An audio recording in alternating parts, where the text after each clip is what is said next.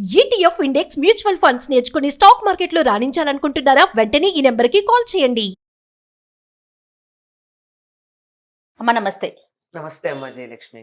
అమ్మా, చిరిగిన బట్టలు ఉమ్. వేసుకోవచ్చా? వేసుకుంటే ఏమవుతుంది?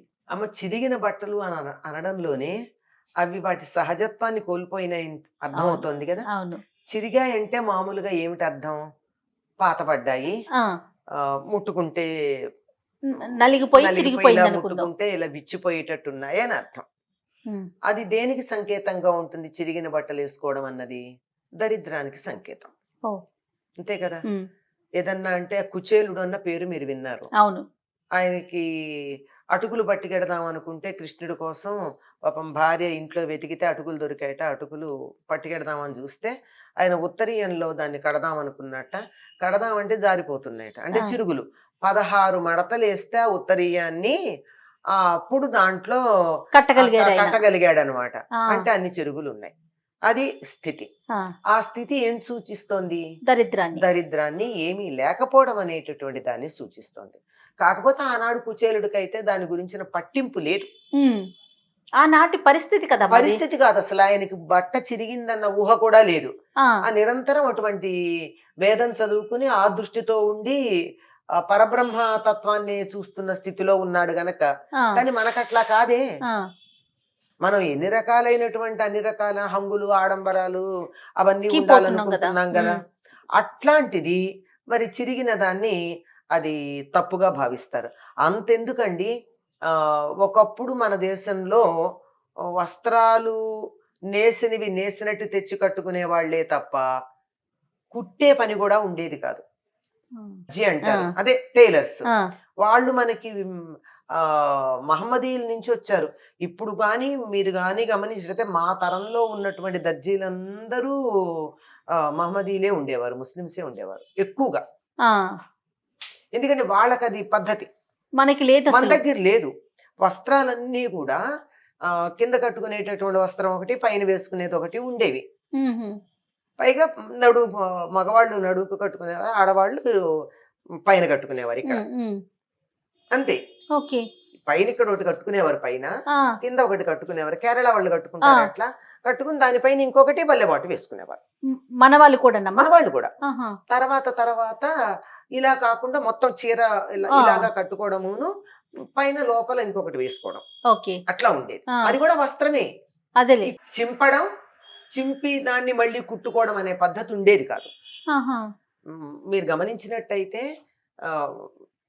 ఇప్పటికీ వేదం చదువుకున్నటువంటి వాళ్ళు ఎవరు కూడా చొక్కా వేసుకోరు. అవును. ఎందుకు చొక్కా వేసుకోరు? చొక్కా వేసుకోరని ఈ వక్షస్థలం అంతా బయటికి ఉంటుందా? ఎదురు రొమ్ము ఉండదు, కప్పుకుంటారు. వస్త్రం, పై వస్త్రం కప్పుకుంటారు. అదంటే అదే పద్ధతి. గాని ఎందుకు వేసుకోరు చొక్కా అంటే, చొక్కాకి కత్తిరించి కుడతారు గనక. కత్తెర పెట్టి కత్తిరించారంటే అది మంచిది కాదని. అయితే తర్వాత కాలక్రమేణా అనేక పద్ధతుల్లో కత్తిరిస్తే కుట్టుకోవడాలు అవి వచ్చాయి. ఇప్పటి మా చిన్నతనంలో కూడా పెద్దవాళ్ళు ఎవరు ఒకవేళ బట్ట చిరిగితే దాన్ని కుట్టి కట్టుకునే వాళ్ళు కాదు. చీర చిరిగితే కుట్టి చిరిగిందనుకో, కుట్టి కట్టుకుంటే దరిద్రం. అంటే చిరిగిందంటే దరిద్రం, మరి చిరిగిన బట్టలు వేసుకోవడం అంటే అవును, చాలా తప్పు కదా. అందువల్ల చిరిగింది. తర్వాత అట్లాంటి దాని మీద మంచి ఎంబ్రాయిడరీ చేసి వచ్చేవి. ఆ ఎంబ్రాయిడరీలో లోపల హోల్స్ ఉండేవి. ఆ హోల్స్ ఎట్లా చేస్తారు అంటే, అగరబత్తి దగ్గర పెట్టుకుని ఆ హోల్ చేయడానికి దాన్ని అలా అనేవారు. అదంతా సింథటిక్ కదా. ఇలా అని దాని చుట్టూతో కుట్టడం ఉండేది. అది ఒక్కసారి కొంటానంటే మా నాన్నగారు మమ్మల్ని చాలా కేకలేశారు. కాలిన బట్ట కట్టుకుంటావా, ఏం దరిద్రం వచ్చింది నీకు అని. కాలింది కానీ చిరిగింది కానీ వేసుకోవటానికి చాలా దరిద్ర హేతు. అంటే జ్యేష్ఠాదేవిని మా ఇంటికి రామ్మా అని మంగళహారతి ఇచ్చి పిలిచినట్టు. పిలుద్దామా? తెలిసి ఏమైంది? చెరక్కుండానే చూసుకోండి. అంటే ఈ రోజుల్లో ఎట్లాగో మనం కత్తిరించుకుని కుట్టుకునేవి అలవాటు పడ్డాం గనక, ఎప్పుడన్నా మరీ పాతబడింది ఏదన్నా కొద్దిగా చిరిగితే దాన్ని కుట్టుకుని వాడాలి, కానీ చిరుగుతో మాత్రం వాడకూడదు. అంటే మారిన కాలాన్ని బట్టి ఎట్లాగో కుట్టింది వాడుతున్నాం కదా, కత్తిరించుకుని మరీ కుట్టి వాడుతున్నాం కదా. అందువల్ల అలా కాకుండా నేను మూడు మూడు ముక్కలు తెచ్చుకుని వస్త్రాలు వేసుకుంటానంటే సమాజంలో నన్ను రానియరు కదా. అవును. దాన్ని బట్టి దాన్ని అంగీకరించిన చిరుగు ఉన్నది ఎందుకు వేసుకోవాలి? మరి ఇప్పుడు ఇవాళ అదే రేపు కదా మరి. ఫ్యాషన్ అయిపోయింది మరి కదమ్మా. ఏమని చెప్తే నేను చెప్పిన ఈ మాటలన్నీ వింటుంటే ఎంతమందికి లోపల బాధ కలుగుతోందో. మేము ప్రత్యేకంగా చిరిగినటువంటి వాటిని కొనుక్కుంటున్నాం కదా, చింపి మరీ కొనుక్కుంటున్నాం కదా, లేదంటే తెచ్చి చింపుకుంటున్నాం కదా, అంతే కదా. అవును. ఆ మధ్య ఎప్పుడో ఒక దాంట్లో పెట్టారు, బాంబేలో స్టోర్ లో ఉన్నది 15,000 20,000 ఒక ప్రైజా షర్ట్, దాని ట్యాగ్ పెట్టి అంతా ఒక షర్ట్ ఇలా ఇలా ఇలా ఇలానే చిరిగిపోయింది. అంటే కట్ చేసి ఉంది పీసులు పీసులుగా. అబ్బా మన ఇంట్లో ఉన్న పాత బట్టలన్నీ ఈ స్టోర్ కి అమ్ముకోవచ్చు అని చెప్పి ఒకళ్ళు చిన్న ట్యాగ్ లైన్ తో అది పెట్టారు. ఆ స్టోర్ పేరుతో సహా పెట్టారు. వెరీ ఫ్యాషనబుల్ది. అంటే ఎలాగైందంటే చింపుకోవడం అనేది ఫ్యాషన్ అయింది. అంటే అన్ని రకాల దరిద్రాలని మనం ఎలా ఆహ్వానిస్తున్నామో వస్త్రాల ద్వారా కూడా దరిద్రాన్ని ఆహ్వానిస్తున్నాం. గన్ షాట్ జీన్స్ పేరు వినుంటారు మీరు. అవునమ్మా. ఇందాక నేను కాలడం గురించి అదే చెప్పా. అగరవత్తి పెట్టి అక్కడ చిన్న హోల్ చేయడానికి చిల్లి పెట్టినందుకే వద్దనేవారు. మరి దానికి దీన్ని ఎలా ఒప్పుకుంటారు?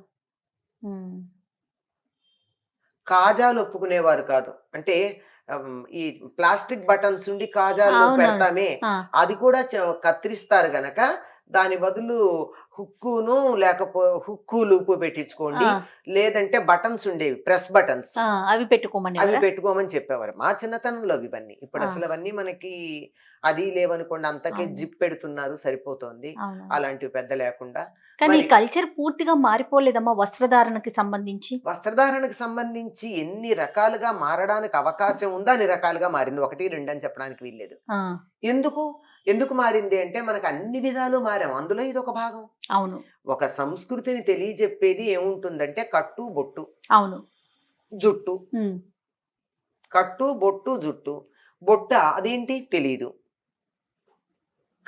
కట్టుకోవడం ఏమిటి తొడుక్కోవడమే, జుట్ట ఇంకా దాన్ని చెప్పేది లేదు కదా. ఇన్ని రకాలుగా సంస్కృతి, ఒక ప్రాంతం వాళ్ళు వీళ్ళు అని తెలియజెప్పడానికి ఈ 3 నిదర్శనాలు. ఆ వ్యక్తి యొక్క క్యారెక్టర్ లో బయోడేటాలో సగం తెలుస్తుందమ్మా వీటి బట్టి. ఇప్పుడు బొట్టు ఉంది, ఆ బొట్టు పెట్టుకోకపోతే ఒకటి, పెట్టుకుంటే ఒకటి తెలుస్తుంది.